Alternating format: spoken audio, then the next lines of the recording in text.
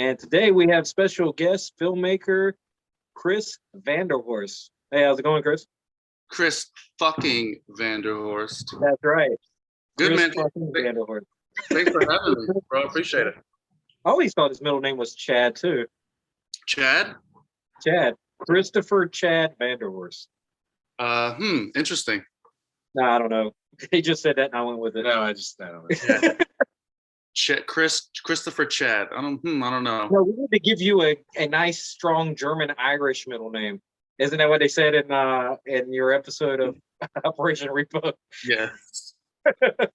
Yeah, if you don't know Chris Vanderhorst, look him up on Operation Repo. He slapped the shit out of Matt. Of all the credits, yes, look up Operation Repo. I never heard of it until I saw his clip. Yeah, I don't think I've ever heard of the show until that either. People would call my dad and ask if I was really homeless.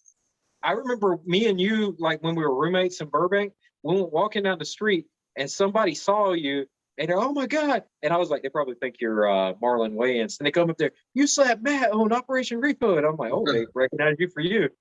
Like, ridiculous. Did you parlay that into like donations or anything? I should have. Wrote that. Hindsight, man. I could have done like appearances at clubs or something. Yeah. Oh my God. This was before GoFundMe too. You could have been like, I got kicked out of my car that I was living in. Exactly. I think it was hilarious because you didn't even have a car. I'm like, how in the world are you going to get kicked out of a car whenever you don't have one? Which, I mean, you could have been truthful and that would have made you even more sad. Maybe. Right? Yeah. Neither one of us had one, but we're always driving other people's. Exactly. Weird. I want to tell a story, but I don't think people know the story about us driving a car and we're using the rear view thing. And on the rear view, everything looked fine until we heard bang. Yeah, I'm not gonna say whose car that is. Yeah. Wasn't fun. Yeah. Sorry. It's only going out to the world. Like I had 18 whole viewers on the last, or listeners. So, 18 people that might hear the story. There we go. Here we go. We're rolling. Let's get to 19, baby. 19. We're coming out to the information superhighway on this one. Yeah. Listen, Joe Rogan started with 18. Yeah. Well, I mean, like, probably not, but I think he was probably bringing at least some people over from UFC or even news radio fans. Yeah, No. maybe it's all news radio fans, all of them. his first one was 18, and I'm sticking to that story. I believe it. It was all 18 of us news radio fans. Myself, my brother, and the other 16 people. I guess I was included because I used to watch that. There you go. So I know who one of the 16 is now. So Chris, why don't you? I'm starting where I like always ask people, what got you into movies and filmmaking? What sparked the interest? I think it's similar to you guys. My parents let me watch whatever the fuck I wanted to watch. They sat right next to me when I did it. So we just watched all kinds of movies. Yeah. Dirty Harry, National Lampoon's Vacation, Scarface, Exorcist, Halloween, and I loved it. So I just became obsessed. And my dad bought a VCR. Then we lived in the Air Force Base. We would go to the rent of another VCR, and we would rent like 3 or 4 movies, and we would dub those movies. Oh, yeah. I know, but I was a kid. I didn't know. We would copy those movies. Every week we would go and we get like 4 movies and copy them. And I would just watch them over and over and over. And I just loved it. I think it's funny. Like, I don't know if everybody uses the word dub, but I know in North Carolina, almost everybody uses the word dub for that. Yep. Yeah. Dub that tape. We definitely did it when my dad used the, copy, which actually sounds more illegal. Yeah. Right. It sounds like you're not doing anything wrong. Yeah, I'm just going to dub this real quick. Exactly. Which I will say that practice led to some weird edits because I had a single tape with the Star Wars trilogy on it as a kid. And I was always missing like the first 5 minutes of Empire Strikes Back and then the last 5 minutes. So it wasn't until I was a teenager that I actually was able to see the beginning and actual end of the movie. Yeah. I always hated when you were watching a movie that was recorded like this and you're getting all into it, and all of a sudden it turns into a different movie.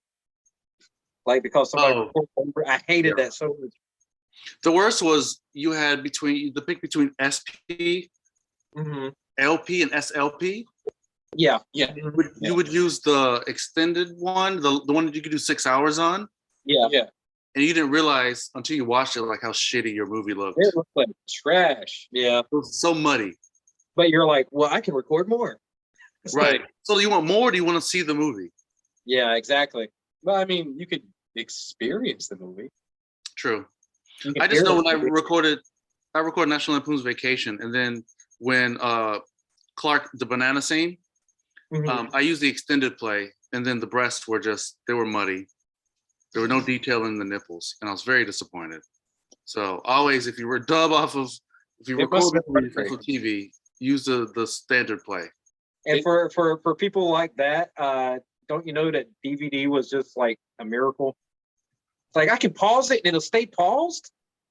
No, okay. So my first DVD player, you can hit the A B button. You hit it first. It starts, and you hit the B, and it stops, and it loops whatever you selected. Oh yeah, I forgot about it. Like repeating a scene. Like it was only a few days ago. I remember like some of the first DVDs you had to flip over. Yeah. It's like my first Goodfellas DVD was like you reached the end of side A. I'm like, what? Yeah. I had Heat, and you had to flip it over. Yeah. Oh, okay. There was a good handful of those, and they were always the ones that were in those stupid snapping cases. Yep. Terrible. Chris, why don't you run down real quick some of your what is it that you have done in the film industry? Like, obviously you directed, Lifelike, but what has your career been like in the film industry? When I first came to LA, I did acting, so I did some commercials. And then I got on set and I did, some short films with some friends. I did a couple of super indie feature films. I was on the camera crew, and then I started making my own stuff. A couple of short films. Friend of mine, I shot their web series. We did they did 110 episodes. I think I was on for like 70 of those episodes. And then I helped some people make some pilots. And now I'm concentrating on writing pilots as well. So yeah. I also remember we had like a couple of ideas for like web series we were going to do. One of them was Fiends. And I think we got one episode that was completely done right. And then the other one, or I said completely done right other than the sound. But and then the other one, I spliced two different pieces of them together to make an episode. But I'm like, man, I wish we would have finished that. That was funny. It was funny, especially Dan's character. Yeah, Dan killed it. Dan was playing a sleazy landlord, and he just it was some of the funniest stuff ever. Every episode, he would come and put an ordinance on our wall, and it'd be the most ridiculous things. Like one of them, I think he said something about he came out of our bathroom. We heard a flush, and he came in and he slapped the ordinance on the door. He's like, "This is the ordinance for flushing 20 pounds of raw meat," or something like that.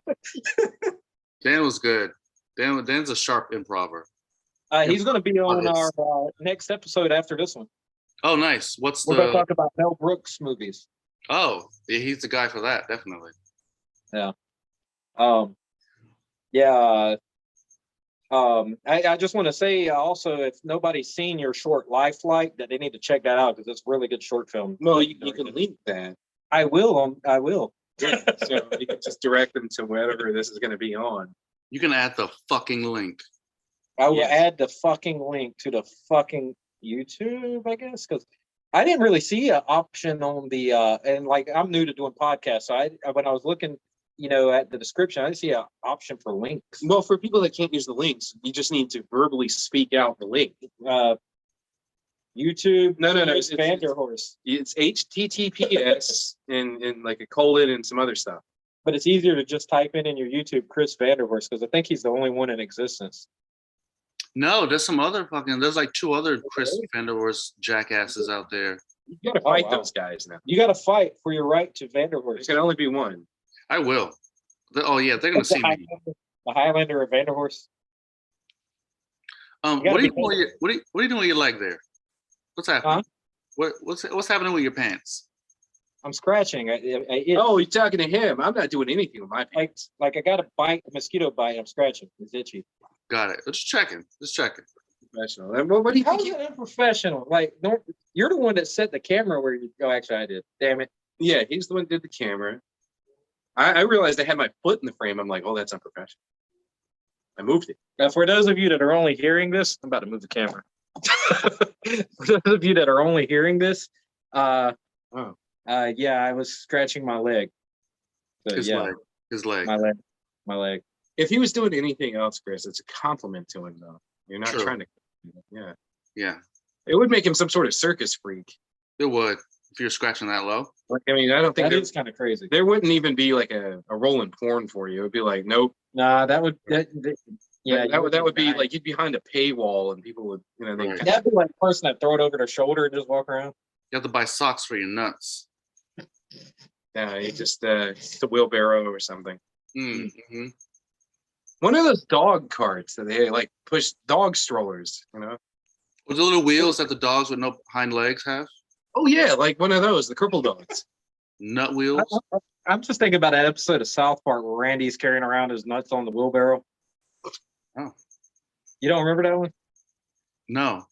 That was a joke in Johnny Dangerously too. It's like, I forgot what caused it, but something like causes nuts to be big like that, and he's just wheelbarrowing it around. Like elephantitis? Yeah, I think so. I can't remember. It's been a while. Randy's kind of become the star of that show, I've noticed. I haven't seen it in I don't know how long. I probably haven't seen an episode in like 10 years. Well, this is probably 10 years ago. I don't know. Oh. But anyway, what were we doing this podcast about again? Halloween. Oh, Texas. Oh, Texas? Texas Chainsaw Massacre. Texas Chainsaw, the new one? Are we No, the talking whole about thing. We're doing it on the entire mixed the whole up thing? loud continuity of the Texas Chainsaw There's no Massacre. of these things. The whole thing. Okay. That's a lot. So let's, I guess, start off by talking about the first one. I mean, it makes sense. All so right. we'll defer this to you, Chris, since you're the humongous Texas Chainsaw fan with the shirt. Yeah, show off the tattoo of the Texas Chainsaw Massacre you got. Nah, he's got a tattoo of Oh, it's Freddy. Freddy. Oh. Darn. Darn. Damn, should I come back for another episode? Did we No, miscast? we're gonna do another episode with you doing the first Nightmare on Elm Street. Yeah. I don't know when, but we're doing it. I can and then scratch a chainsaw on real quick or You something. can scratch the Yeah, do a Saw's chainsaw. Just put the Saw's family in a pin. Right. And I could do that myself, actually. So weird. What you can do is get a tattoo of the hitchhiker with the camera on your arm. Actually, that's not a bad fucking tattoo right there. Like you just kind of geniused an idea in my brain. You can get a facial tattoo of the hitchhiker's birthmark. Oh man, Yes. it's just a tattoo of the birthmark. Or like the mannequin that gets run over at the end. Just like a mannequin waving his arms. Yeah, and kind of going up like a, That poor guy. that Poor poor man. Oh, is it mannequin? I'm sure it wasn't a man. It was a man that ran over. Mannequin. Man. that's Not that's the new installment, Mannequin. A Mannequin. Texas Chainsaw story. The And Texas it would be Chainsaw better. Mannequin? It would be better than the new one. Probably. So we'll get to the new one. Yeah, we're at the end, I think. Yeah, we'll save that. We'll save the Worst last for last. The last for last. Yes. All right. So first movie, what is it? And I'm asking both of you, that makes this movie so great. Like, what if you had to pinpoint, like, not just one thing, but the things that make this movie so great and so memorable as a horror film? You go, Chris, because Well, the easiest thing is I'm going to compare it to, or I'm going to contrast it with Scream. And Okay. I love Scream, don't get me wrong. But in Scream, their friends are dying, yet they are witty as fuck. Mhm. They have jokes. It's not the end of the world. It's not the worst day ever. And it should be. Your friends are dead. So Yeah. in Texas Chainsaw Massacre, their friends are dying, and you can tell they're going to be fucked up in the head for life. And if you look at the ending of the film, yes, she got away, but her life is ruined. Ruined. Actually, that is the very point that I brought up with Jared many times. Like, she's the only, I guess, final girl that looks like she is screwed up for life. Right. And a close second is Halloween. At the end, Jamie Lee Curtis looks like she'll never really be the same again. But there is a difference. Like, there's a huge difference. Michael didn't make her eat like her friends with them, or right. Like you can tell, like she'll be kind of messed up, but Sally is like she's just done. Like she's done. Yeah, So and that's realistic. That's actually one of the points I brought up when I first saw the trailer for the new one. I know we're not gonna get into it yet, but like that she didn't look like she was messed up. No, she didn't look like the same woman. No, well, obviously. Well, now you know what I mean. I'm meaning like same character. Yeah. So I just love it. It's a simple story, executed well, no gimmicks, realistic. It's dark, and most of it takes place during the day, which I thought was genius. When she walks into the house and stumbles, and she's surrounded with bones and feathers. Yeah, that's real, especially if you've ever been or lived in the country. Like that's real to be around those things. And that's actually was what I was going to say about something I don't think it gets brought up much is that especially if you've lived in the country, Texas Chainsaw Massacre is one of those few movies you can actually smell. Yeah, like I mean, like especially if you grew up in a rural area, there's a lot of it's like, oh yeah, this place stinks. Yeah, it is a like I mean, from the first time I saw it, it was like, yep, I know what that smells like. Yeah, the gas station. It's like I know what that place smells like. It's just there's this God, the word gritty I think gets thrown around on Texas Chainsaw Massacre a lot, but it really is. I mean, like it comes down to there's this kind of earthiness, but not like I don't know, earth child hippiness. It's more like rot and decay and like it is, and it's palpable on the screen. Very much. I love the gas station scene when the cook walks over and he's talking to them. He walks to the van, and that guy walks over. But as soon as the cook walks back, the guy just stops what he's doing and walks back. Like he can't not be by his side. Like when he moves, he moves. It still makes me laugh every time I watch it. That poor guy. And it is not super huge plot point, but it just shows you where you're at in America. Like this guy, obviously, like something's wrong with him mentally. Well, it's like when they pull up and you see the guys that were obviously like guys that used to work at the meat packing plant. They seem nuts. Yeah. I was like, well, like these are the harmless ones. Right. Yeah. It's crazy. They set that movie up perfectly. When they go and meet all those guys, and then it's a crazy drunk guy who gives the little speech. Yeah, that part is so great to me. So great. Like I love when Halloween movies have a character that's like just warning you of dread, like Friday the 13th 1 and 2 with what is his name? Crazy Ralph. Crazy Ralph. Yeah. Is he only in 2? He's only in the first 2. Yeah, they have a character that kind of like replaces him in which one is it? 5? 6. Oh, 6. Okay. And Crazy Ralph does the narration in one of them. Does he really? Yeah, there's like one of the movies the actor actually did like the narrated recap for, like after the character had been killed. Wow. I didn't know that.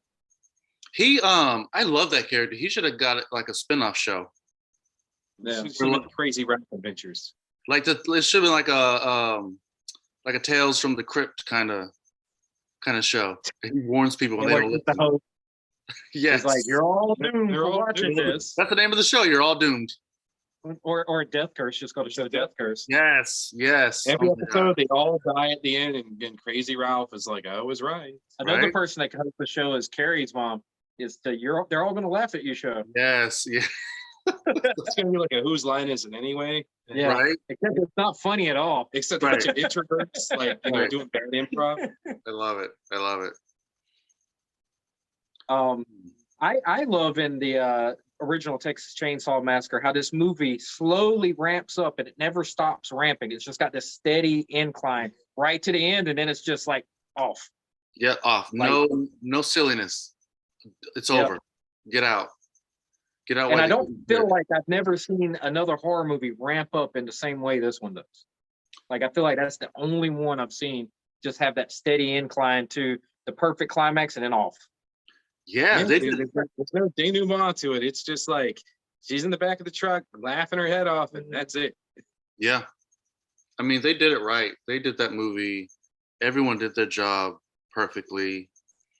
I mean, I watch it. I don't know how many times I've seen this movie, but I can't find one thing I don't like. Yes. Franklin? Well, I don't like Franklin, but it's like I love that's part of what I Franklin. love. Well, here's You here's like what Franklin. here's how I feel about it. Franklin is a guy I love to see get chainsawed. No, listen. He's mad at the world. He got dealt a bad set of cards, and he's that mad guy. He's just mad. He's always mad. Me Leave and Franklin him alone. we watched a showing of Texas Chainsaw with some people in Goldsboro, and as soon as Franklin got killed, we stood up and cheered, Yes. and everybody was like staring at us, like, "What the hell's wrong with you?" I'm like, It's like I hate cripples. I just like to see him die. Leave poor Franklin. I'm Team Franklin all the way. Poor That's Franklin. I'm Team Leatherface and Chainsaw. I'm team Drayton Sawyer at the chili cook-off. Yes, right, yeah, part 2, which is my favorite part of that movie. We'll get to it. But it's like I think the bulk of it, like the Texas Chainsaw Massacre is a movie. With the perfect title. It is. Well, I mean, it's not really a chainsaw massacre. I mean, he kills Franklin with it. It's a Texas Hammer Massacre. Yeah. Yeah. Yeah, actually, you're right. Oh, and I love this. This is something that I've talked about many times with you, Jared. I love that it doesn't look like the first couple of kills are done like planned. It looks like he was just surprised. He's like, "Oh shit, there's somebody in my house!" Bow. And that's Right. Right. that's something I don't think the other movies ever got back around to was Leatherface's that's like the family dog. Right. Like, I mean, he doesn't even know what he's doing. He's like, Yeah, Right. out of my house. He's so distraught in the first one when he sits by the window. And Yeah, and he's like, Yeah. he's He freaked out. He don't know why these people are in his house. keep coming in. why are they in the house? Right, exactly. I mean, can you blame the guy?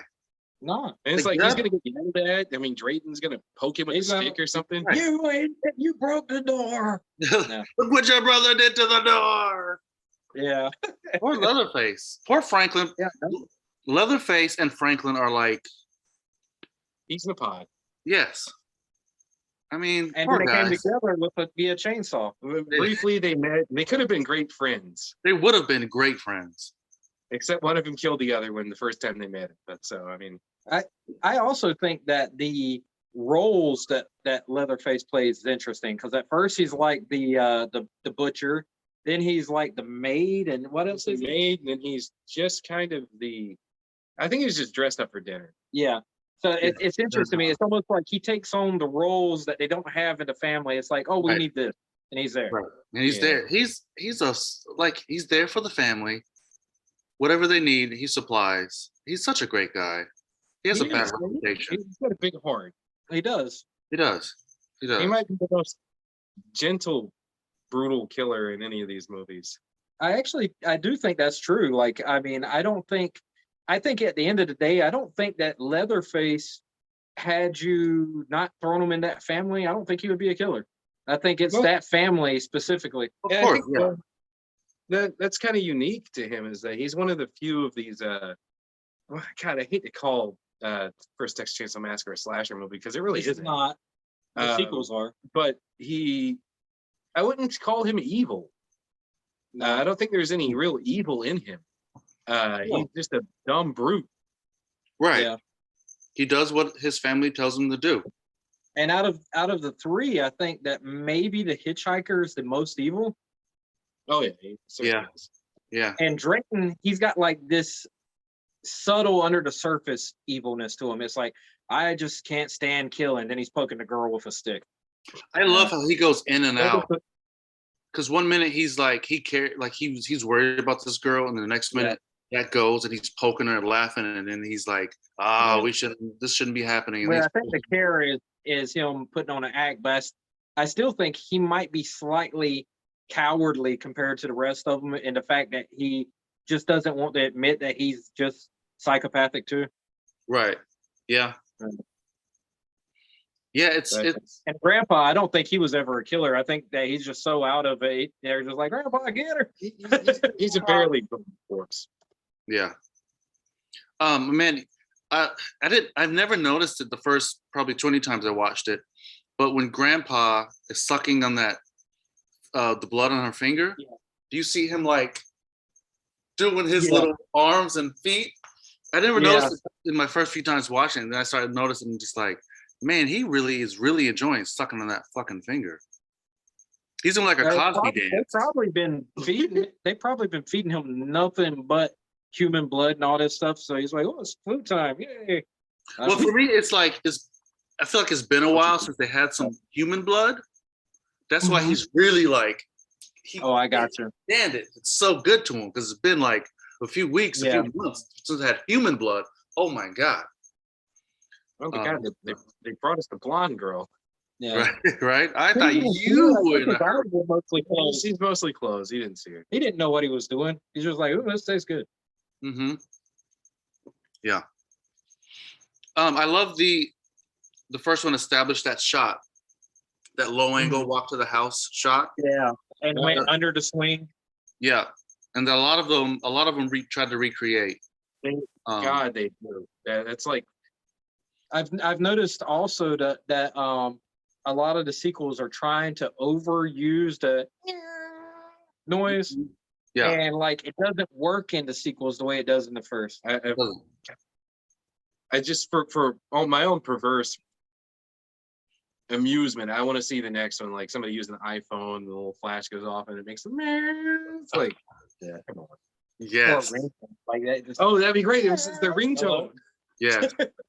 That's what we'll do. Okay. At the end of this, we will we'll do a jam session where we make a Texas Chainsaw reboots, sequel, remake, and we'll make it as dumb as possible, and we'll see if it's still better than half of these. It will be. I assure you. Yes. All right. They are bad. Is there anything we haven't that's super important we haven't covered yet on the first one? I mean, we probably can talk forever, but we can move on because I'm sure we'll double back to the original. We're gonna bring up stuff. All right, let's move on to Texas Chainsaw Massacre Part 2. Yay! Which, oddly enough, I don't like as much as most people. No, I don't think that's true. I think most people actually don't like that one. I love it. Yeah, it's great. It's the first one I saw. It's and I think I've said this. I can't remember if I said this on the first podcast or I just said it privately. It's like it's the Gremlins 2 of the Texas Chainsaw. I can see that. I can see that. It's like, I think Tobe Hooper knew it's like I can't do that again. Right. But I can get characters and just let the crazy personalities just run. Right. I think my problem is I saw the first one first, and then I knew that he was directing the second one, and then I got like a little bit of the plot, and I'm like, what is his name that's hunting down Leatherface, the actor? Dennis Hopper. Dennis Hopper is hunting down Leatherface, and I'm like, that sounds awesome. And then I watch it, and I'm like, this isn't the movie I pictured in my head. Like I was picturing what felt like the first movie, but like a follow-up. No. As long as you know that it's not that. Yeah. I mean, I think the Breakfast Club poster should have like clued you in. I didn't see it. So you didn't see that. Yeah. Yeah. It's God, weird. I love it's weird because it's the first one I had ever saw. It came on HBO when I was a kid, and I guess my dad recorded it. I don't remember recording it. So I watched it, and it fucking creeped me out, especially because I was really young. When they go to the fucking record station, the radio station. Yeah. Like that scene is. Well, I absolutely love Chop Top. I think Chop Top is great, and Drayton in that movie is great. And honestly, that scene in the radio station might actually have the best jump scare in the entire franchise. Oh my God, yes. I mean, I fucking leaped out of my seat when that happened. It's like the first time I saw it, it's like I know Leatherface is about to show up. But it's like it's so sudden. And it's like, whoa. Yeah. It's insane. I didn't like Leatherface like having this romantic interest. Like that part kind of set me. I was like, I mean, like I don't know. I like my killers not being like that. I don't know. I mean, he's had 10 years to grow. I mean, he learned his little shimmy with his chainsaw. He Yeah. did. Well, see, it's weird because I didn't know. I had heard of the Texas Chainsaw Massacre, but back then it was so hard to get a copy. No one had seen it that I knew. So I'm just watching this movie. I knew it was a sequel to a movie that people were scared of and that I couldn't find. So I watched it, and I didn't know really. All I knew there was a chainsaw and people were dying. So I'm watching this movie, and I didn't know who Leatherface was, but he scared the fuck out of me. So him being attracted to, what was her name? Stretch. Stretch. It wasn't a stretch for me. Oh, puns. Because I didn't know like who, it hadn't been established to who he was. So I think that's why I love the movie so much. It's my first Texas Chainsaw, and I had no expectations. I got you. But then after I became obsessed with Texas Chainsaw Massacre, and then I went back and rewatched part 2, I realized it's not the best made movie, but I love it because it's my first experience with these characters. I love it. I genuinely think it's the second best. I mean, I could see people argue about the remake, because I think that one actually, and we'll talk about that one, I guess. I mean, I think that actually is genuinely a quality attempt. Yeah. But there's just something so chaotic and just weird about Texas Chainsaw 2, but there's effort in that. Right. You don't really see again in the entire franchise, other than maybe the remake. Yeah. And I was about to mention like Texas Chainsaw 2 kind of being that in that whole vein of oddball sequels to horror movies. I'm like, most of the Texas Chainsaw sequels are the oddball. It's like none of these things fit. So, but yeah, it's one of those, I think, kind of in line with like Halloween 3, Nightmare on Elm Street 2, and to an extent Friday the 13th Part 5. I think people have kind of come back around to Texas Chainsaw 2, and it's like, yeah, we've seen much worse now. I enjoy it more and more now, but I just know my first initial impression of it was I was just expecting something in the vein of the first movie. But I wasn't like you. This wasn't my first Texas Chainsaw, and I had seen part 1 before I saw that. I think I saw them close together, actually. Yeah. And I was a kid. I do wonder how I would feel about part 2 if I had saw part 1 first. You'd probably be in Bryan's boat and hate it. I don't know. I mean, I love the opening. Well, I saw 3 before 1, and I like 3. Oh, really? Yeah. And I know a lot of people don't like 3, so I like 1, 2, and the remake, and that's it. I gotcha. But we're talking about all of these things, so yeah, we're gonna talk about them all. Did you watch them again? Did you do your homework? No, because I fucking can't stand them. Well, we're gonna dredge up memories. We're gonna open wounds. Yeah, we are. I did try to watch Leatherface again, and I watched the opening scene, and I was like, because I watched Leatherface. Leatherface. The 2017. God, I hate that movie. We watched that a few nights ago in preparation for this, because I was like, it's the only one I've never seen. And Bryan was like, it's the worst one. And it's like, well, at the very least, I could complete the franchise. And it's like, well, we'll rank them later. I don't know. Okay. Yeah, but yeah, Texas Chainsaw 2, and I guess we've already started touching on Texas Chainsaw Massacre 3. Well, I'm sorry, Leatherface, the Texas Chainsaw Massacre 3.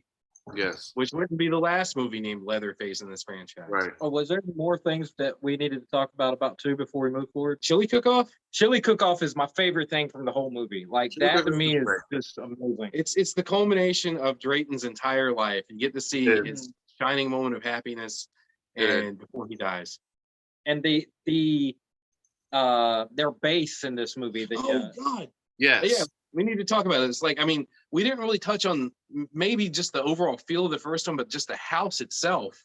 You talked about, the bones and the feathers, but like the set design in that was just, I mean, aside from it looks like it smells, it's just impeccable. Like, you talking about the first one? Yeah, the first one. Yeah.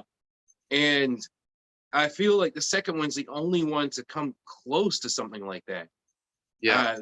All those lights in the tunnel and the bones, and it's like, this is fantastic. Fantastic. I loved it. And then I love chainsaw I love fight. their lyrics. Like, who doesn't like a chainsaw fight at the end of the movie? Oh yeah, I mean, I think Mandy may have replaced that for me as my favorite chainsaw fight. Chainsaw fight is great. True. But yeah, I saw in the fact this Dennis Hopper with chainsaws fighting Leatherface. Right. And the Oh, cowboy. great. Yeah, it's fantastic. The only thing about the movie I don't like is the actual end with Stretch doing the Leatherface dance with the chainsaw. I'm Yeah. like, and it's like that kind of reeked of like, I don't know how to end this. And then not to mention that everybody blew up at the end, like as far as That's it. There's no more sequel. That's right.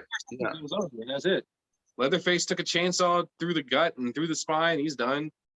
He's gonna be in Franklin's wheelchair at best. Yeah. Poor Because they kept him. They kept Franklin's corpse. You Poor see him. Who wouldn't? He's I Franklin. mean, it's Franklin. Just keep him around. I mean, he's not gonna whine anymore. I don't know about all that. I think he would. Goes to Franklin, haunts that amusement park. Right. Okay, so yeah, I wanted to get that out because if anybody that happens to come across this hasn't seen Texas Chainsaw 2, it's like, yeah, it's way different than the first one, but it's easily to me the second best. Oh yeah, easily. But you go to Texas Leatherface, the Texas Chainsaw Massacre 3, which was the first one done through New Line. That's right. Before we talk about the movie, can we talk about the trailer? Oh, that's the best thing about the movie is the Because trailer. the trailer is basically Excalibur, but with Texas Chainsaw Massacre. and Kane Hodder in the Leatherface garb. Oh, I remember that. That's right. Yes, I do remember that. Yeah, I remember seeing that. I can't remember what video it was on. It was a VHS. I remember that we rented, and that trailer was like on the front. It's like, what is that? What is that? And Chris knows my dad, and my dad's sitting there watching it, and like I see him like, what? Yes, it's like, okay, I've never seen him like get giddy over something like that. That's funny. And it's a fantastic teaser to a movie that didn't live up to even half of that. Right. Well, some of the things that I actually love about this movie, one is Leatherface playing with that toy where he's got to type in what things are, and then he kept typing in food, and that cracked me up. I don't know why, but I still find that hilarious. Okay, I'll give. Chris, do you have any positives to give about Texas Chainsaw Massacre 3? The ending credits. Because I got a few. Okay, I do have a few because it's Viggo Mortensen. I love him. Now, Yeah. I do give it the fact that it does try in some way to continue the black humor from the second one. Right. Yeah. True. It's there in the first one a little bit, especially with Drayton. But yeah, the second one goes off the charts with horny Leatherface and Chop Top just being insane, Right. and all of that stuff. And then the third one still kind of does that with food and Viggo Mortensen's character, like, who's the cool guy until he's around his family and they call him by his name. He's like, I told you to please call me Tex. Oh, And that's it's right. like- Tex. Yes. And it's just the old lady speaking through a voice box. Hmm. I'm talking about this like it's a fantastic movie. It's not. What about the dude that died? And then I guess they decided in a test screening that we shouldn't leave him dead, and they just bring him back. Well, it's Ken Forey. You can't kill But him. if you watch the Oh. movie, he clearly died. Oh yeah, Right. he gets chainsawed in the head. Yeah, Yeah. I mean, maybe you can live it's with gotta be a test screening thing. It's got to be. It was. Yeah. It was. They test screened that and they're like, we really wished he hadn't died. It's like, was anybody in that test screening like familiar with horror movies? It's like that's the whole point. Like the people you don't want to die. And it's like, but we liked him. It's like, good. He was effective then. I was just in a test screening last week, and it's so stressful to give your opinion because Yeah. obviously you're not single-handedly changing the movie, but you're contributing to the masses on what you think and what's going to change. Oh yeah. And I'm just So you were a contributor to watering down culture, huh? yeah, Silencing the voices of the creators. this voice needed silence. It was. Oh, good. Yeah, not everybody deserves a voice. Yeah. Well, this guy, the same guy who did Ex Machina and with what's the one with those women who went into that little dome? The Shimmer. What was the? Oh my God, I can't remember it. Is The Natalie beat. Portman? Yeah. Oh, Yeah. Yeah, he hates that. I hate that movie, Annihilation. Annihilation. Yeah. And that Same thing guy. has a few things that I like, but Right. Yeah. It's his new movie, Men. And boy, did I have some choice words about that. That I Chris, cannot you remember say. when we saw? You remember when we saw the test screening for The Hangover Part 2? And Yeah. the funniest thing from the entire movie was in the end credits, and it never even made it into the movie, which was Bill Clinton. It didn't make it into the movie? It was not in the movie. I saw it later, and it's not in there. That's the funniest thing from the That was entire the movie. best part of the whole thing. I didn't know that because I never watched it again. Those of you, which is most of you who haven't seen that movie, originally in the test screenings, in the post credits, you know how they do the photo montage of what happened, in those movies? They had a photo montage of Bill Clinton partying with them in Bangkok, including a picture of Bill Clinton with transsexual prostitutes with his arms around him, big smile on his face and all that. Is the funniest thing from the entire movie. And it was cut. That sucks. That was so good. Wow. Is there anything else we need to say about Part 3? Part 3, I mean, other than like, The Saw was huge as fuck. Oh yeah, Saw. Oh, that's right. Yeah. Yeah, I do love that oversized Saw. But yeah, it was that was New Line getting their hands on it and doing whatever they were doing in the late 80s, early 90s, where it's like, nah, it's not Friday the 13th anymore. This is Jason Goes to Hell. Right. This isn't Nightmare on Elm Street. This is Freddy's Dead. Just put the name in the title, and exactly. We kind of sand the rough edges off it. It feels more Hollywood than the first two, because it really is. It was filmed in California instead of Texas. Right. It doesn't feel just like Texas at all. No, it doesn't feel like Texas. I mean, it doesn't That is true. it doesn't make sense as a sequel, being the fact that, like, how many of these people are there, and how did Leatherface survive? So it's like, even the first time I saw it, it's like, is this a remake? Right. Yeah. Is this something else? Something else. And that feeling continues for the rest of the franchise. Like, Mhm. our first reboot is literally the third movie. It's Right. like, oh Yeah. man, we put a chainsaw through that guy. We need him back. Right. So it's still worlds better than the next released movie in the franchise, which we also, Bryan and I rewatched the same night we watched the other Leatherface, the prequel. So, and that's The Return of the Texas Chainsaw Massacre, also Texas Chainsaw Massacre, The Next Generation. Also, Texas Chainsaw Massacre, the Matthew McConaughey show. The Matthew McConaughey Massacre. And who else? Renee Zellweger. Renee Zellweger is in that first movie. I don't know. I haven't seen all our movies. I think she had a non-speaking part in Dazed and Confused before that. Oh, okay. And she because play I believe. Oh, I thought he said, "Is that her worst movie?" I didn't know you said that. Is that her first? Oh, is that her worst movie? I haven't seen all the Bridget Jones movies, so maybe. I think it's the first big movie. Huh? I said Leatherface had her at Hello. He's stupid. Yes, from that other movie she did. But yeah, I remember in the 90s when it came out, because it was like filmed in like 94 or so, but it didn't like hit video until like 97. Like after Jerry Maguire, after That's right. McConaughey had done something else. That's I right. think it was like Time to Kill or something. Like they had both like hit the big time, and then all of a sudden, like, this thing hits video stores with Matthew McConaughey and Renee Zellweger on the cover, and it's like, wow, how'd they get them for this Texas Chainsaw cross dressing?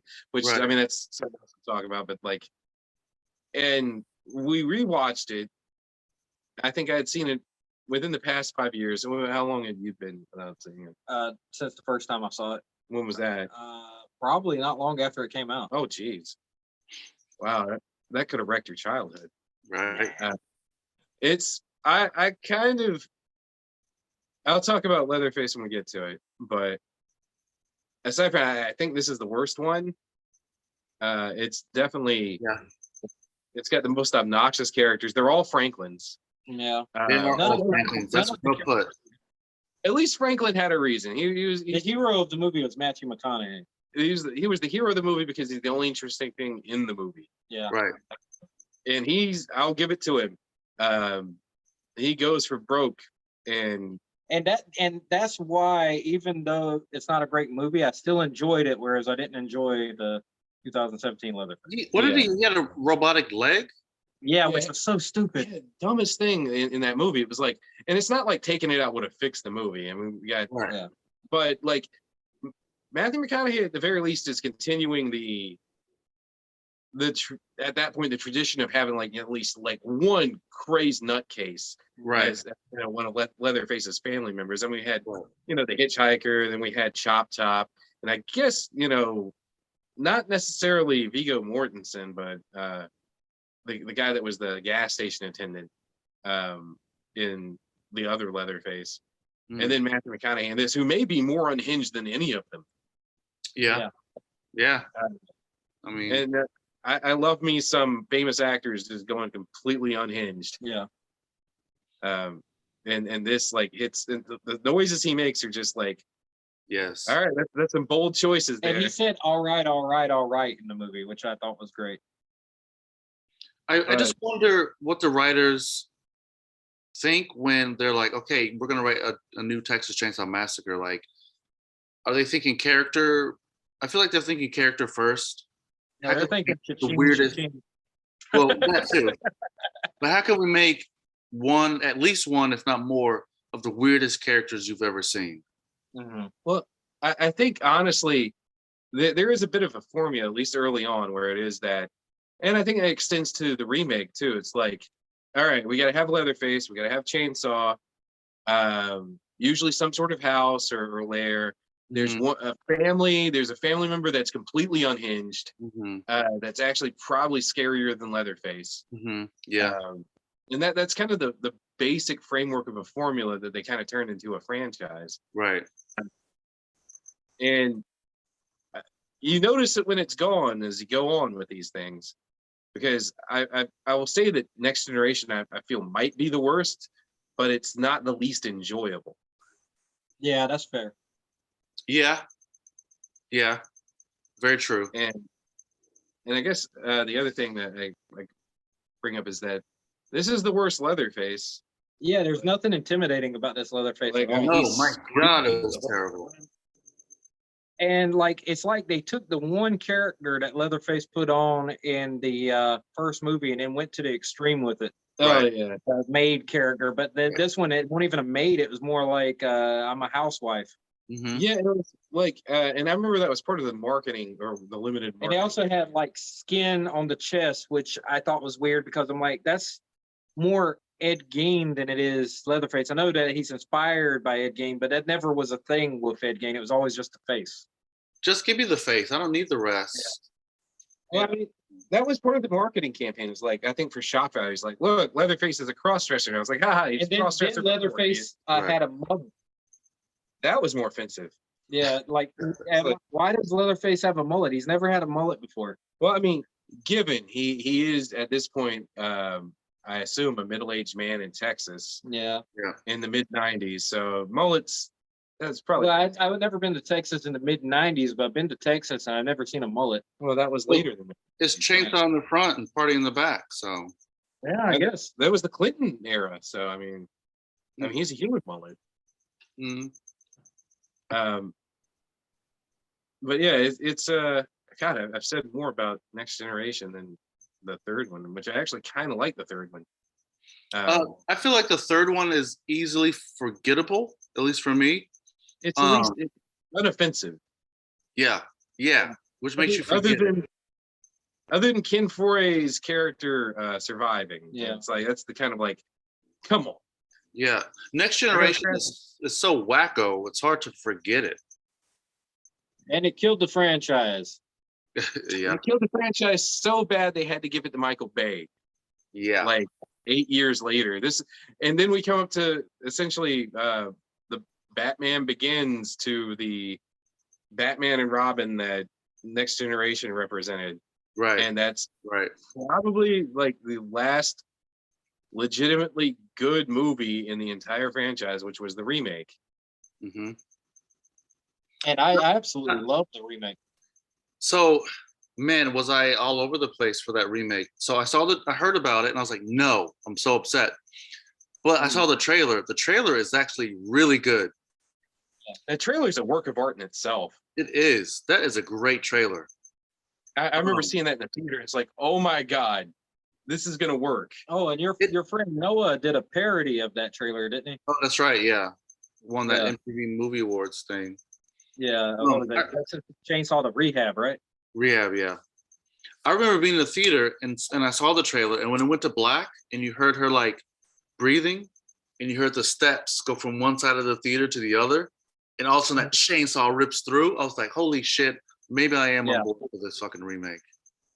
Yeah, and I mean, it sold me. I was like, I remember them talking about it's Texas Chainsaw Massacre, and that's not a sequel; it's a remake. I'm like, what? Right. And that shot you were talking about, that famous shot, they used it on Jessica Biel, which doesn't hurt things. Doesn't hurt. Doesn't hurt. It's not a bad remake. No, I like it because it's allowed to be its own thing. It's not actually trying to. Right. I mean, it's kind of the early 2000s, late 90s music video version of right. But it definitely has a menace and energy to it that nothing it had since the original. And you were saying the other day that this family, rather than being these like mentally messed up cannibals and everything, they're just assholes. This family, they just like torturing people. Yeah, exactly. Yeah.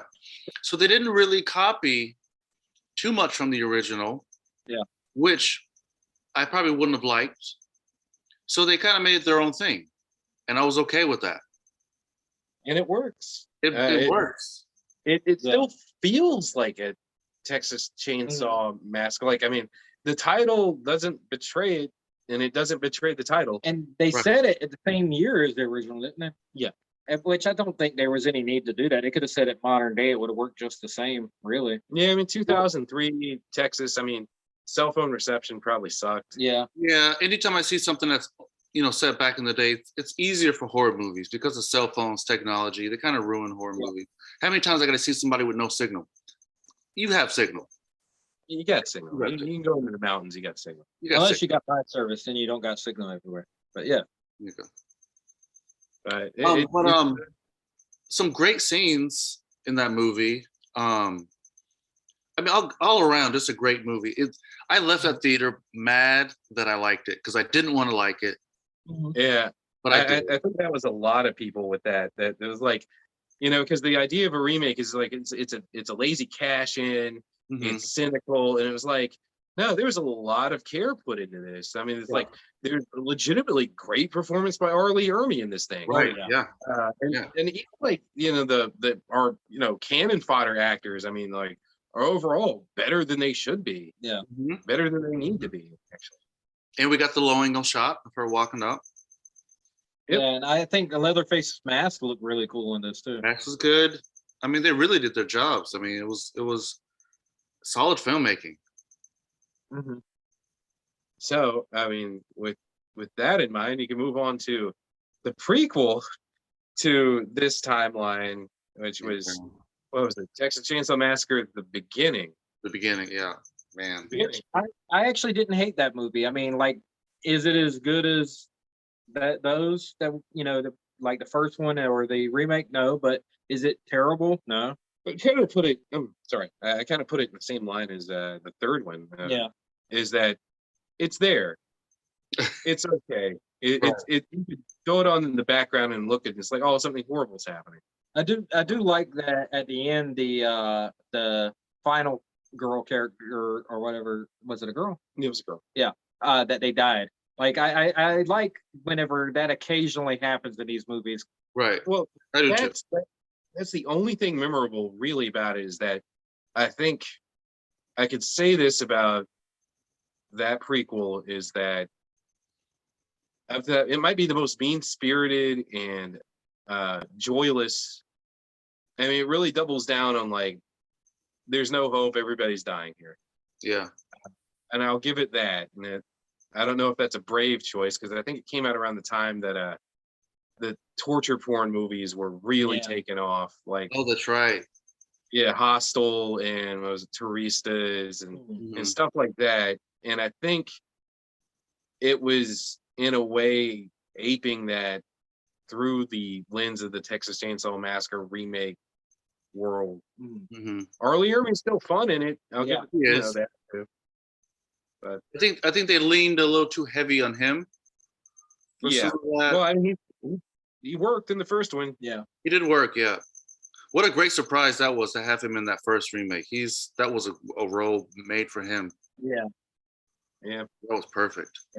And he perfectly filled the role of well, they're not the Sawyers in there, they're the Hewitts, but the family member that is just totally unhinged. Unhinged, yeah. That one at times feels like a remake of a remake. In some moments. Because it does have the same beats. Same beats, totally. Yeah. It's like they took the script and just changed a few things around. Yeah. They shook it up. You get your origin stuff, and then we do the remake again, and so that's one of those like I said with the third one, it's kind of like a middle of the road. It's like not offensive, not great. Right. So what was next? Are we going? It ended the franchise. I think that's when well, this is the second end of the franchise. Yeah. So then they had the Daddario show. That's it. The Alexandra Daddario show. That's exactly what it was. That was all that was. Exactly what that was. I think I would hate the "do your thing" cuz line more if it wasn't her. Yeah. Oh, I forgot about that. Oh. Yeah, you did. Now you remember. Damn. It's like I think the casting of her probably makes me forgive a lot more about that movie than I should. There are things that I like in that movie. Like I like the casting of Bill Moseley as Drayton. Like I thought the opening was cool. The opening itself was fun to me, but like once she left the opening, it's just like I mean, I walked out disappointed. I saw it in the theater. I wasn't mad, but I was disappointed.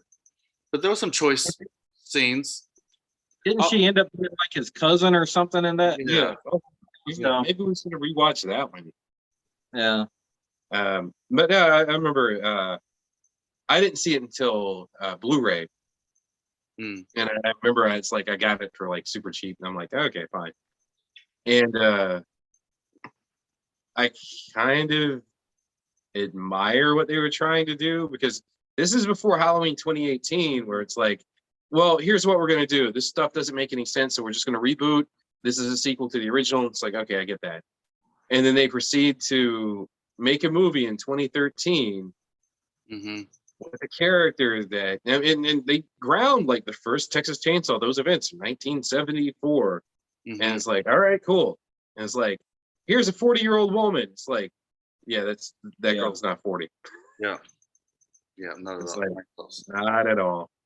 It's like she's got magical genes or something. Yeah. Where was Daddario in her career at that point? Because before this was Detective, True Detective, right? Which I think really launched her career. True Detective. Was it before Parenthood? I don't know. It may have been around the same time. I think it may have been around the same time she was doing those. What were those like kids mythology movies she was in? Was it Percy Jackson? Yeah, Percy Jackson. I think that was okay. That was what she was known for. But this is like before True Detective. Okay. True Detective was a yeah. Change things. Made a lot of fans. A lot of fans. Yeah, a lot of OnlyFans. But overall, like, I didn't like it, but another one I kind of feel is like it's kind of just there.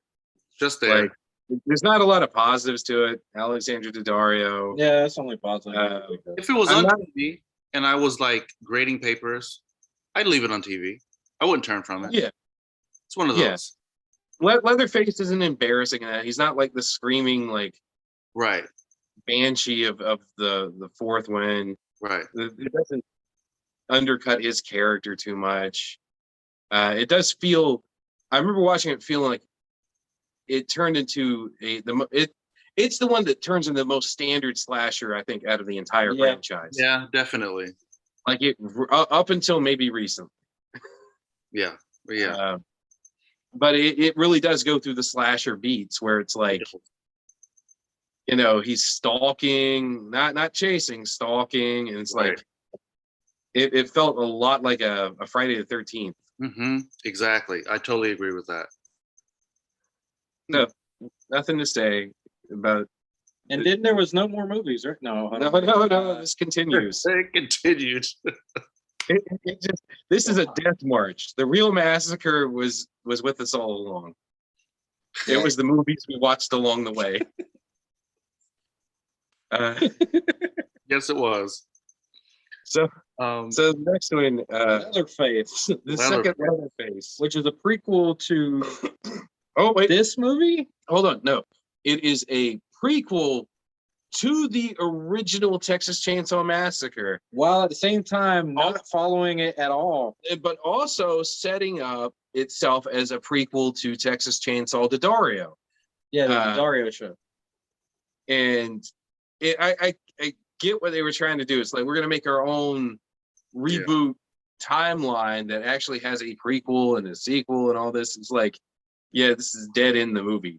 It's just a movie of dead ends that I've feels yet like to get past, I think, the 20-minute mark. I unfortunately have twice. He's done it twice. I've done it once. I despised it the first time. I despised it the second time. I think they should give some form of cinematic Purple Heart for that one. They should. It's bad. It's just okay. I'll get the positives out of the way. It looks good. Yeah. Cinematography's okay. Yeah. And that's it. That's all. I mean, just the opening. I'm just like, what am I watching? And then the like purposeful misleading people to think one character is Leatherface, only for it to be the other character, who it obviously is. Is this what they? And that character, to me, doesn't fit Leatherface at all. Nothing fits Leatherface. Terrible. It's their version of Drayton's horrible. Yeah, a character that pretty clearly defined in 2 movies, and they decided like, actually, even if you count the beginning of Texas Chainsaw Dario. Yeah, because he felt like Drayton. Yeah, it's like a different actor. Feels like, you know, he's the head of the family. And it's like, okay, so we got this prequel and he's this unhinged Matthew McConaughey type. Yep. When I first watched this one, I hated the beginning, but then I kept going, and young Leatherface has that, he's wearing like an animal. Yeah, he's wearing like a cow head. Yeah. Yeah, so I was like, well, that's interesting because serial killers, when they're young, they kill animals. They don't wear their skin, but maybe Leatherface killed some animals and he would wear their skin. And that's how he graduated to killing people and wearing their skin. I was like, okay, I'm hooked. I'm good. And then it went on and I was just like, I can't do this. No, so he's just like a second. But no. It was just some leftovers from the slaughterhouse, and they just threw it on this kid. Strong kid though. If you ever had to pick up a cow's head, that's not light. No, not at all. Not at all. It's just that. And I said earlier about the Texas Chainsaw, the beginning, feeling like mean spirited and grim. It was like, I think this one actually topped it. Like, there's nothing fun about this movie. Not one thing. Here's what I'll say. Like, the movie set up Stephen Dwarf to be like this bad character. Stephen Dwarf? Stephen Dorff. How do you pronounce it? Dwarf. Stephen Blade Stephen. He's not a little person.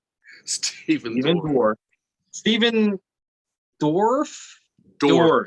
Okay. It's the same as that Tim Conway character, Dwarf, who was a dwarf. To get to the point I was trying to make, they set him up as being this bad cop character, but the whole movie, I'm like, he's doing the right thing. He wants to kill the Sawyers. He's like got the right idea, but yet we're supposed to not like him. Yeah, it's like I don't think the Sawyers are anti-hero material, and this movie was like, yeah, they are. It's like, Right. no, even if they're most likable, which Yeah. may have been the second one, it's like, no, these are horrible monsters that need to be put down. It's the worst. And like the one likable character in the whole thing, it's like, oh yeah, she gets beheaded at the end. It's like, So what oh, happened? spoilers. I'm sorry for anybody watching. We're spoiling Leatherface. Not Let's be honest, you don't want to watch it anyway. nobody wants to watch this thing. What happens at the end? Tell me the end. Okay. So the fat kid isn't Leatherface, if you didn't figure that out.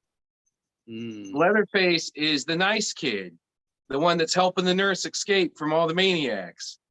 So what turns him to Leatherface, because he's fairly articulate, and he hasn't at this point done anything bad, other than I guess whatever he did with his brothers, like when he was a kid.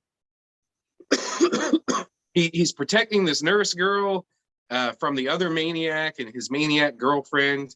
Oh, you missed out on the sex scene on top of a rotting corpse.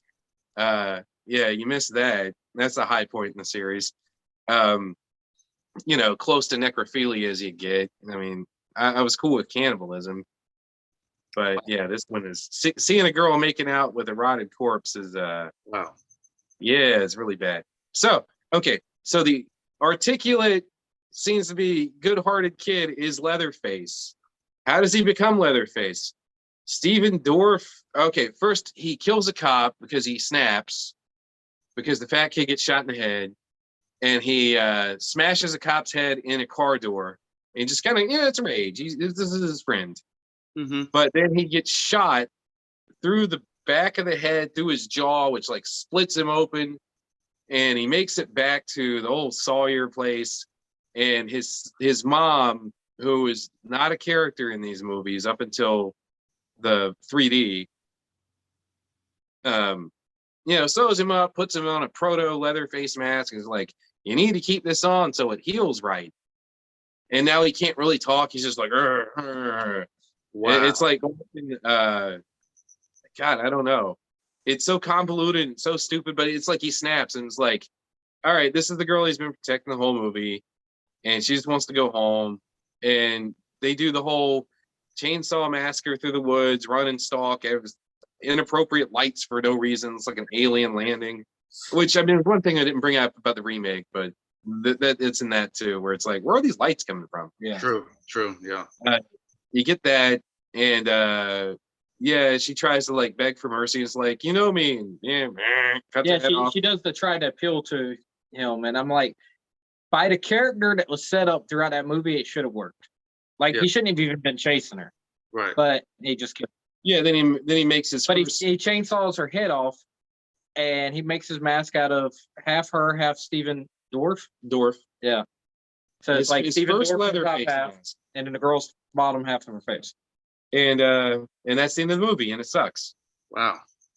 And then I applauded that it was off. I didn't, because I mean, at the very least, it could have like rewound itself back and not happened. Like, Yeah. the whole thing. Yeah.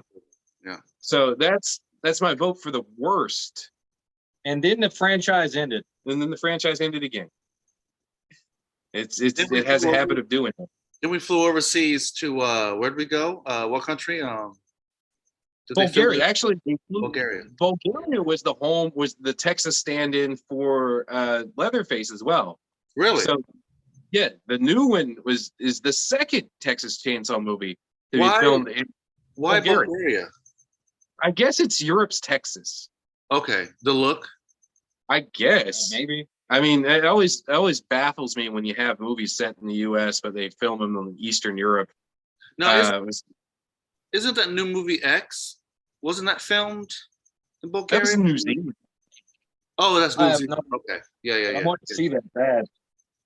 I think that one was filmed in New Zealand. I remember being baffled because, you know, we're in North Carolina. When the movie Cold Mountain came out, and it's like it takes place in all of North Carolina, and like hearing Jude Law in his weird accent talking about things like the Cape Fear River, and it's like, oh wow, and it's like, it's filmed in Romania. It's like, Right. it was like, oh God, it's like a Simpsons joke. It's like, how do you put a cow on screen? It's like, yeah, just tie a few dogs together. It's like, yeah, because of like finances and tax breaks and whatnot. I think it's tax breaks. I mean, like, I never thought of like North Carolina being a perfect match for Dracula land, but I mean, apparently we are. That's crazy. And just like that, in these last two Texas Chainsaw movies, which filmed in Bulgaria, really bizarre. I've never been to Texas. You've lived in Texas, so how Texas-like does? I mean, I guess it sort of looks like it, but I'd have to examine it more. But like my memory of Texas is it always looks like it's so flat that you're just going to float off the ground somehow. I don't know how to explain it. It's like, because I mean, both the other places I live, North Carolina, there's trees, California, there's hills. This is just like there's flatness, or at least the parts I lived in. It's love it. I guess it's weird when I think of Texas on screen, and I really actually don't think of even Texas Chainsaw Massacre. I think of True Stories. It's a David Byrne's movie he directed in the 80s. John Goodman's in it, and it's all like, it's kind of an anthology movie, but it all takes place in this one town. But it's like there's all these shots of like Texas landscape, and it's just like flat, and there's no height to anything, and so no trees. And you know how you see those what do you call them, those hay things that tumbleweeds. You see them in the movies, you're like, oh, look at that. Those are the worst things on the planet. If you hit one, it's like wow, wow, wow, wow. Yeah, I'm like, you never would think that from watching a movie. Right. They're like little fluffy little fluffs. They're not fluffy death is what they are. Avoid them, they'll kill you. No, I got attacked by one here, actually. They're no joke. Yeah, I live in Texas. It's basically a bush rolling around or something. It is like a demon bush. I live in Texas. You can see something in the horizon and drive towards it for like 2 hours. Oh yeah, it's so flat. Yeah. It's crazy. It is insane to me. Like, and then the houses, they don't look like, you know how in I would say both California and North Carolina, it looks like houses are embedded in the ground. Yeah. Like in Texas, it looks like they're just set on the ground. They could blow away. Right. And they probably could. I wish the Texas Chainsaw Massacre would blow away. This new one. The franchise, just leave like 3 of those movies behind, and we'll be okay. Yeah. You said this is your least favorite of them, right? Well, I mean, maybe not, because I haven't made it. I can't make it through Leatherface, so maybe that one. Leatherface is my least favorite. Is my worst one, but I hate this one. I even tagged the director on Instagram and told him how much I hated it, and then Instagram sent me a thing saying, "You'll get banned if you talk like that." Did you speak the truth? Yeah. Hate speech, Chris. How's that hate speech? You told the truth about what you thought of a movie. Your movie was bad. Hate speech, sir. Well, I said the truth on Twitter about the Dr. Sleep, and the director blocked me on Twitter.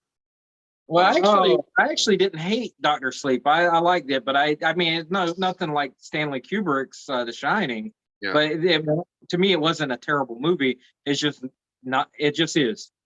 I mean, it's okay. That's the way I look at it. It's kind of like how we were talking about Texas Chainsaw 3. It's like it just is. And I haven't seen Dr. Sleep, so I just don't care. But Texas Chainsaw, the new one, I kind of have mixed feelings.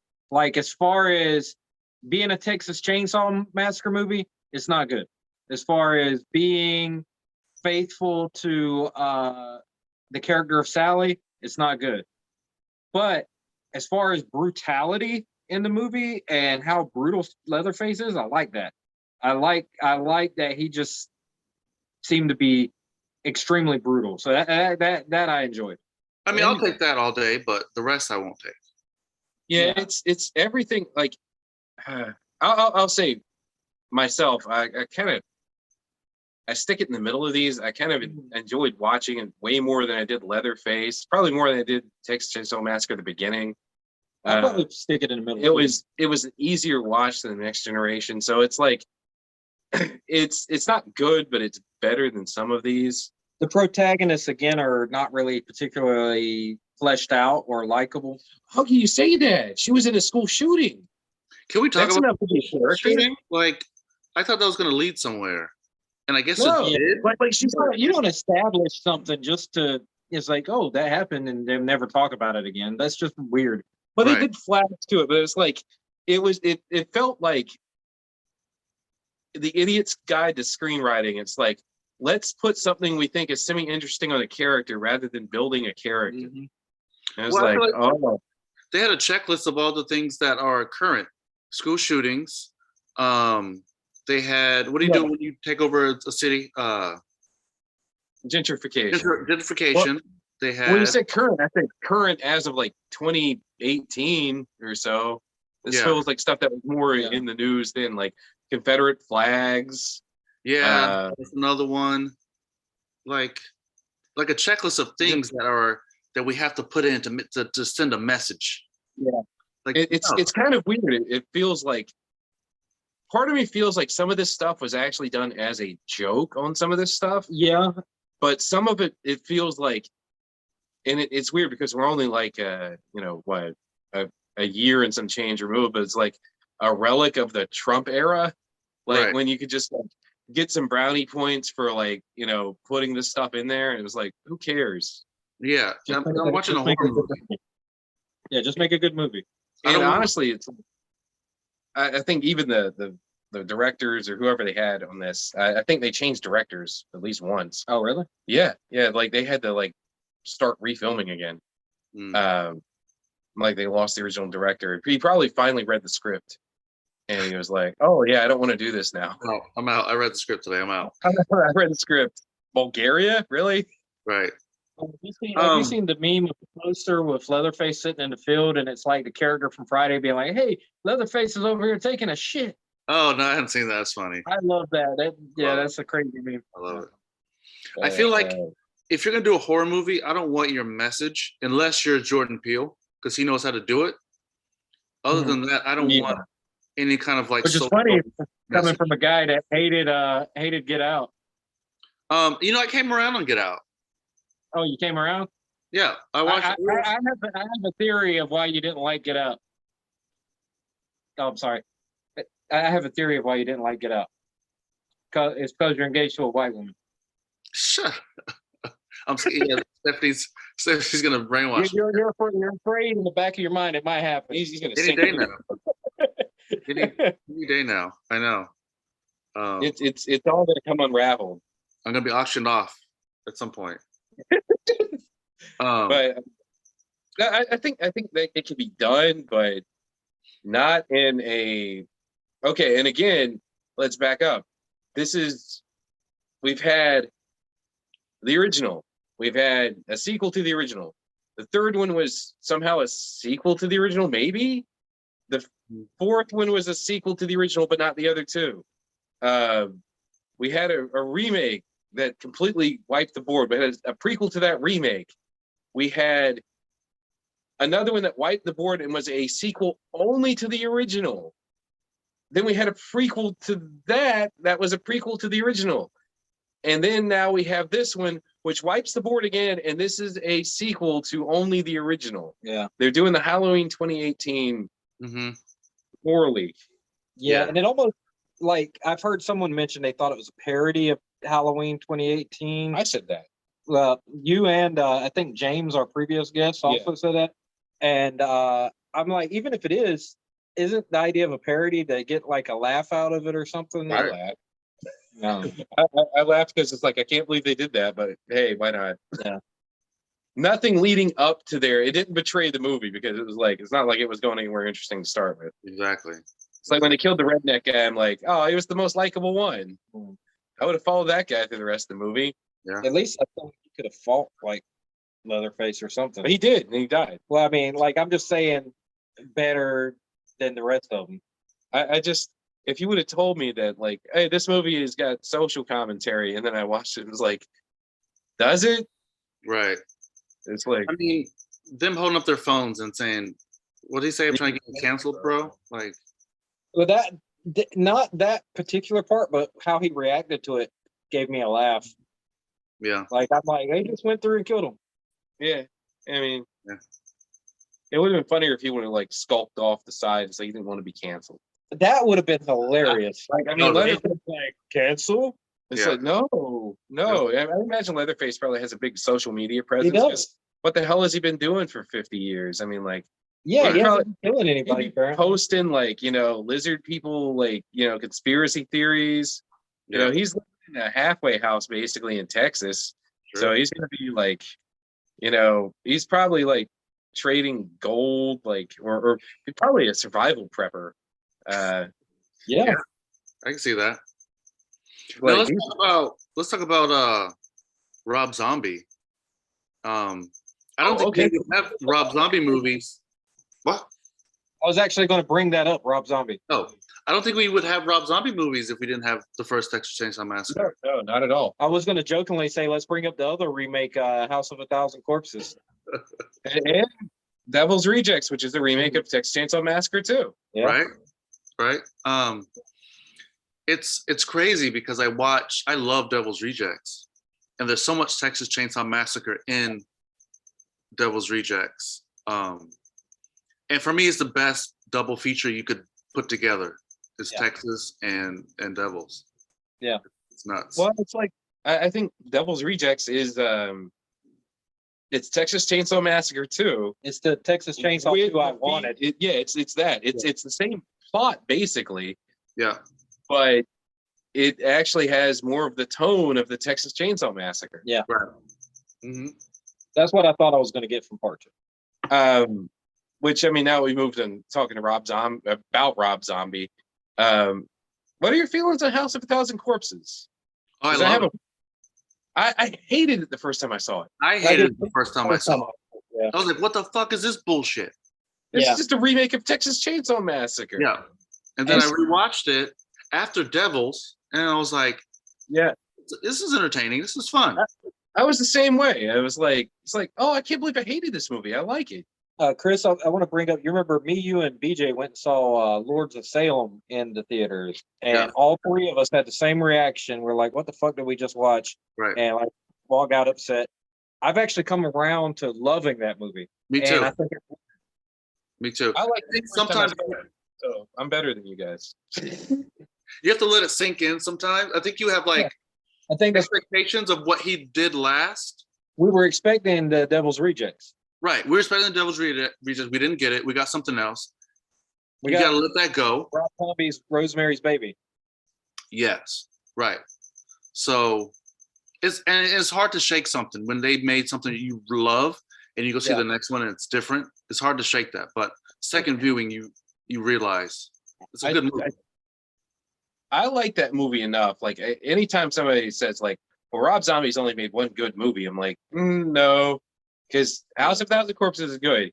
And I honestly think that Lords of Salem is a better made movie than Devil's Rejects. It's hard for me to say, but I actually, coming around, if I have to be honest, that might be my favorite Rob Zombie movie now. Like before it was Devil's Rejects. And it doesn't make Devil's Rejects any worse. I still like that a lot. Right. It's just, I don't know. There's something about it. And it's like, a lot of the criticism of his wife, like, she's really good in that. She is so good in that. She's very good in that. So yeah, it's like, Rob Zombie at least he wouldn't have a film career without Texas Chainsaw. Right. I love his first Halloween too. I love part of it. Parts of it. Yeah. Parts of it. I don't like the redneck family. Like I don't like all that. In Haddonfield, Georgia. Yeah. Yeah. I like the stuff with film in the asylum, and I like the actual remake of Halloween that occurred after that. See, I don't like the beginning at all. Me neither. In the asylum, I don't need any of that shit. Well, I like I guess it's just because I like Danny Trejo. Like that's all it is. I like Danny Trejo. I mean, it's nice. And I was upset when he killed him. He's like, "Don't kill me, Mikey," and I'm like, "No, don't kill him. It's Danny Trejo." Yeah. And I don't know. I guess I thought about this because I knew we were talking about Texas Chainsaw. Like, movies that feel like Texas Chainsaw that aren't, that are probably better than some of the sequels. I was like, there's Motel Hell. Yeah. That feels like right in line with the second Texas Chainsaw Massacre, which actually came out before that. Yeah. You guys, I'm pretty sure, like, you guys, grew up on HBO and saw Nothing But Trouble. Yeah.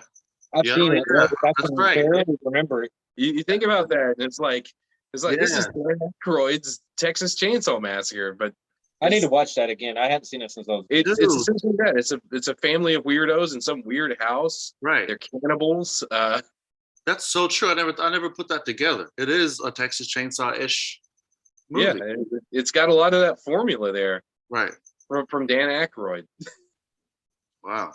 And it's like it's weird to me how like that Texas Chainsaw formula kind of spread out. Like, I mean, honestly, I feel like a lot of the torture porn stuff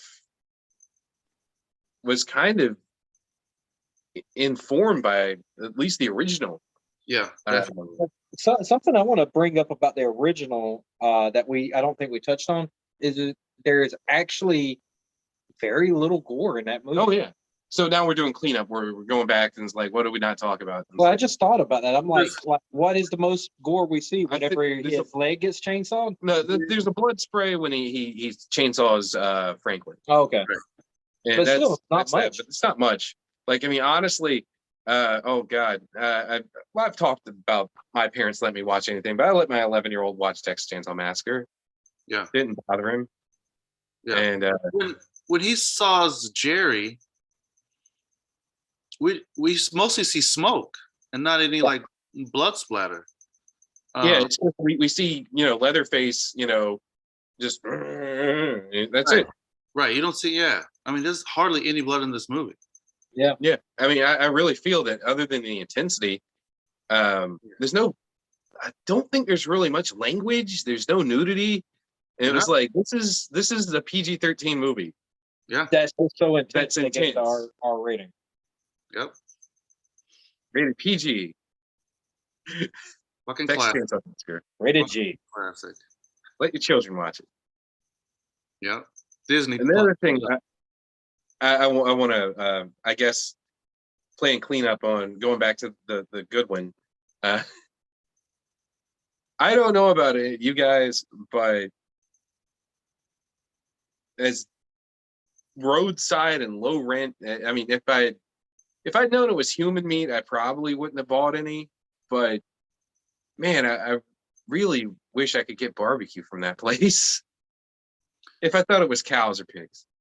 It looks good.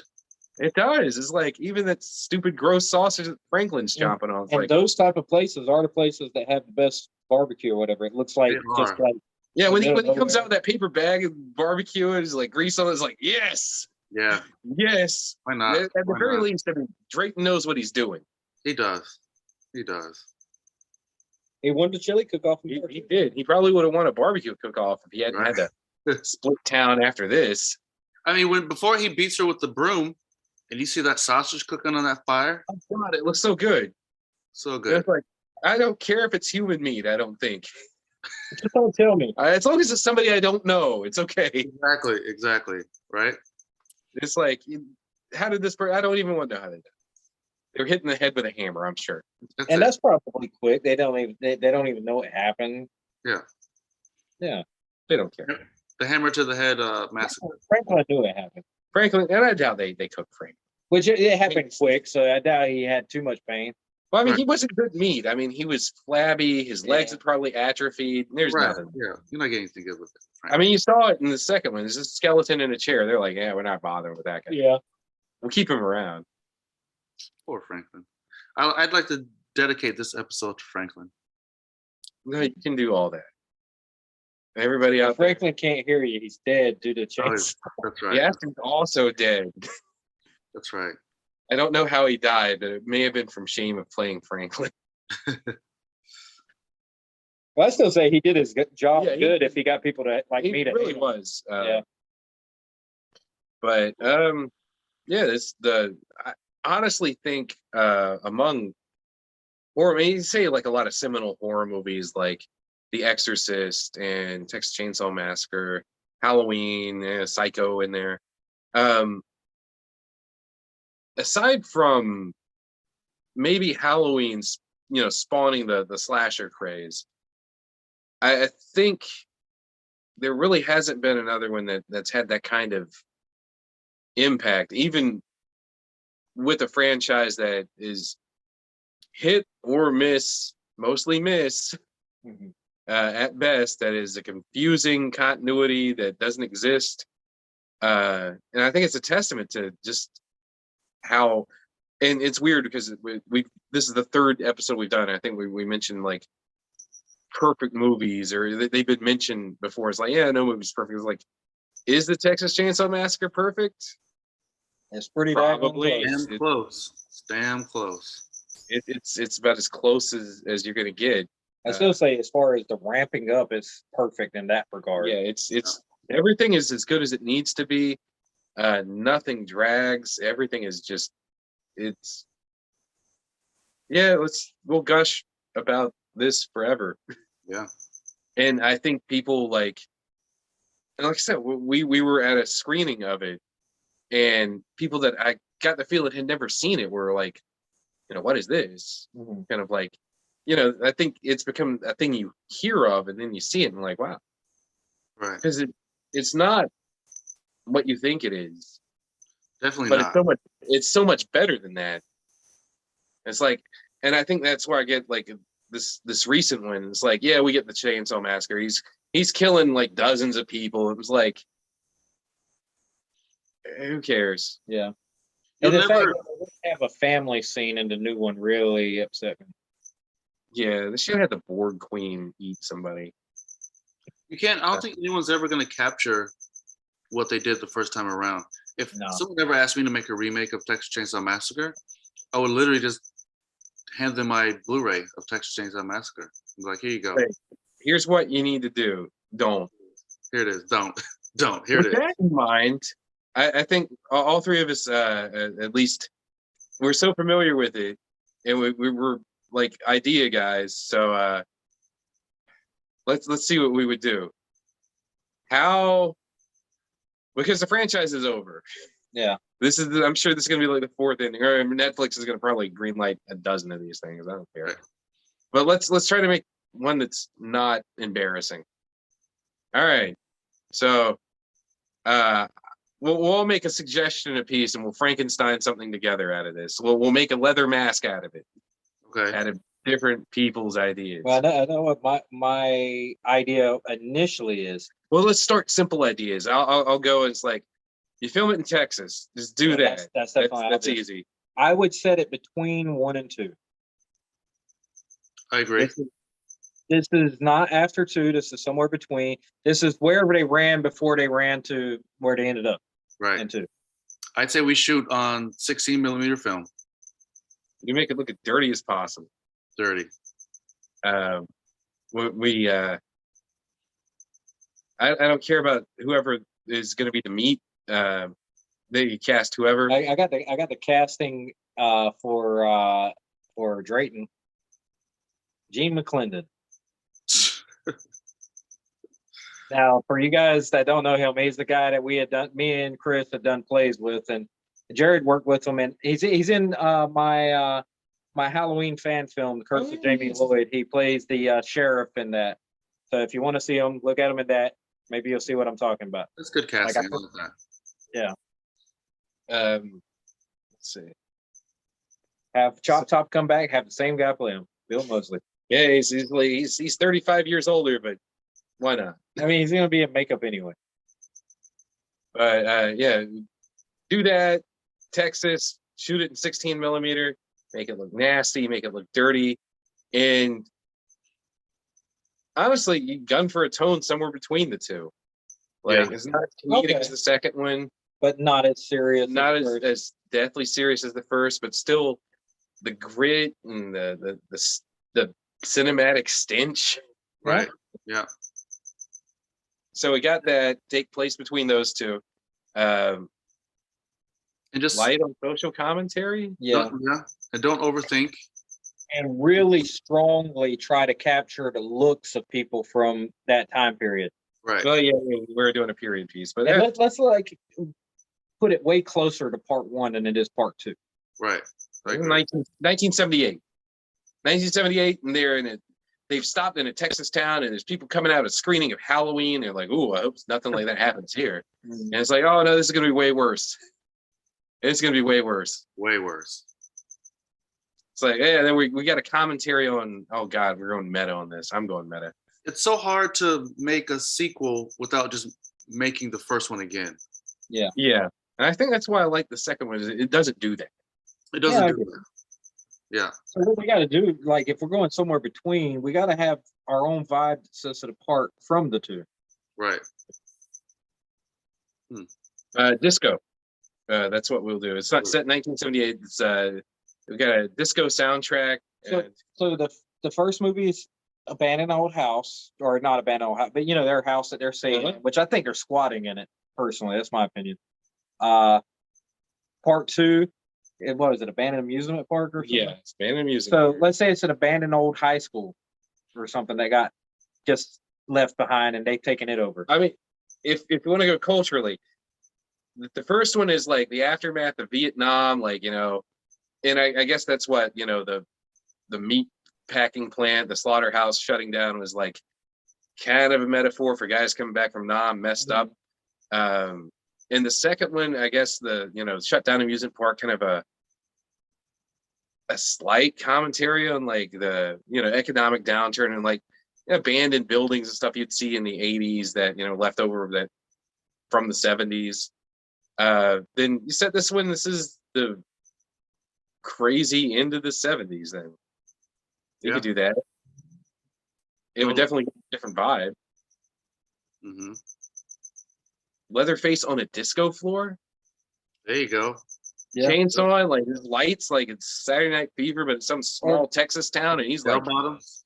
How about the plot is that these people, their prom got canceled, so they start trying to throw their own prom at this. oh God, they high try to footloose this. But they didn't know that the high school was occupied by the family. Yeah, this is their base of operations. While Drayton's perfecting his chili I'm recipe. seeing a disco ball and all this stuff going on, lights, while Leatherface just runs in there. Jamie Lee Curtis thinks it's prom night, so she's like, "Where's prom? What is Yeah. this? We've got a hit, boys. We've got a hit." I honestly think if we stick to the simple elements there, it's going to be better than 3/4 of these. That's so true. Very true. Let's see what else we got to say. Is I guess we were playing cleanup before. We did a little movie pitch there, and if anybody hears this with the Texas Chainsaw rights, just make it. There's something that I want to do. This is Chris related, not Texas Chainsaw related. Okay. Because I've been like, I want to get every person to tell a true Hollywood story or a celebrity encounter that's an entertaining story. And I forgot to bring this up with Chris till now. You told me from. Yeah. I think the funnest story, true Hollywood story for me is I'm in, not Hollywood, I'm a little bit south of Hollywood. And I'm coming from a commercial audition and I'm walking to the bus. And this girl's walking next to me to her car. She can't find like where she parked. And we're just chit-chatting, whatever. And I get to a corner where she sees her car. So she goes left and I keep straight. And I'm like, I'm waiting for the light to change so I can walk. And I say, anyone ever tell you look just like Anna Faris? And she's like, yeah, I get it all the time. And we part ways and I look back and I realized it was fucking Anna Faris. And she went along with it. I don't know if she thought I was joking or she thought I was a fucking idiot. She's like, yeah, people tell me all the time, sarcastically. And then I realized as I walked away, I was talking to Anna Faris for like 3 minutes and didn't think it was her. You told me another story that I actually want to get you to tell, which is the David Faustino story. Oh, fresh to LA, days into LA. And I'm at Barney's Beanery and just hanging out with some friends I just met. And then David Faustino comes in. Some people notice him and they're like talking to him, whatever. So I go up to him and I'm like, Faustino! And I put my hand out and gives me some dap. I'm like, dude, what's up? He's like, what's up, man? How you been? This fucking guy never met me, but he doesn't want to lose face. So he's like, "What's going on, man? How you doing?" I'm like, "Good, man. How you been? I haven't seen you in a while." "Dude, I haven't seen you either." So this goes on for like 30 seconds. And I'm like, "All right, dude, I'm gonna get back to my people. Good to see you." We hug. He's like, "Good to see you, man." And we part ways. And this poor guy, like, either he thought, I don't know if he felt bad because he didn't, recognize me, but he wasn't supposed to recognize me because we never fucking met before. Yeah. That was quite funny. I remember you telling me that, and I thought that was hilarious. He went along with that like we had been pals for forever. You should have stretched that out to like sitcom length. I should have. I mean, I should have pitched him an idea. I wish I wasn't fresh in LA. I would have pitched him something. It's funny. I was thinking about that story like a couple of days ago, actually. Yeah. I just remember you telling me that. I loved it. I think we even went to the place that you met him at. Well, one time once I first We've been there a few times. Yeah. Yeah, I think that's where you told me that. You told me you're like, oh well, yeah, we came here and Yeah. Bostino. I realized in my last episode, which you may not have heard this yet, but I told about how Faison Love went to the bar that we went to all the time. And then my stupid ass mentions what bar it is. And I'm like, what if he decided to start going back to that bar and now somebody's listening on this and they come in there, hey, Big Worm, and it's my fault. I mean, as long as the fire capacity is more than the 18 people that listened to the first episode. Yeah. But those 18 people might travel. They might be rabid Faison all 18 fans. at once. They're going to go to that exact bar and they're going to mob him. They might want a piece of him, Brian. I just think it's funny. He ought to get out of there alive. I think it's funny. We live like 2 blocks from that bar or whatever. Yeah. And me and you would get as drunk as I don't know what and just stumble back. Go home. Yeah. Those are the days. I can't drink like that anymore. I drink like 2 beers. That's about it. Yeah, two green beers today, which I guess technically you still got a few hours of St. Patrick's Day left. Yeah, it's always amateur hour at St. Patrick's, so I try to stay out of there. Yeah, well, we went out to do trivia and they had green beer and it was I honestly, if they would have told me at the end it was non-alcoholic, I'd be like, yeah, I think so. Yeah. They only dye the bad ones green. Yeah. Yeah. Well, have we covered everything I think so. possible. Well, thanks for having me on, guys. You got anything you want to plug or anything, or? Not yet. I got some things in the works, but not quite. I'll plug myself. Vanderhorst. Yeah. Well, thank you so much for coming on and talk about this. We'll get you on here again for a Nightmare on Elm Street one later. Yes, part 2. Elm Street. I already told somebody else they can do 2, and I know Chris hates that. Oh.